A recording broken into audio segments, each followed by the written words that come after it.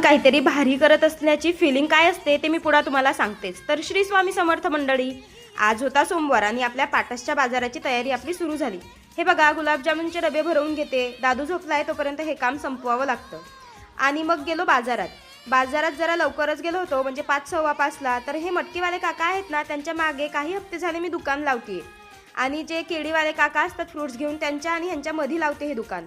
सगळं व्यवस्थित दुकान लावून घेतलं, सगळं सेट केलं आणि त्याच्यानंतर मस्त गिऱ्हाईकी करायला सुरुवात केली।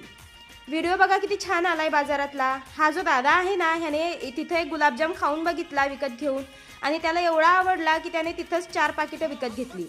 मनाला एकदम भारी वाटतं की आपल्या मालाची क्वालिटी एवढी छान आहे की माणूस लगेच डिसिजन घेतो आणि लगेच गुलाबजाम विकतही घेतो। खरं तर एक ताईही आल्या होत्या संध्याकाळी आणि त्या म्हणत होत्या, अहो तुम्ही रेग्युलर येत जा, आम्हाला बिकानेरपेक्षा तुमचे गुलाबजाम जास्त आवडतात। हे दादा आणि ह्यांची पोरं आपले इन्स्टाचे व्हिडिओ बघून आलेले आणि ही फॅमिली आहे ना, ही तेच व्हिडिओ बघून आलेले आणि सगळे म्हणत होते व्हिडिओ पण छान असतात आणि तुमचे गुलाबजामुन पण छान असतात।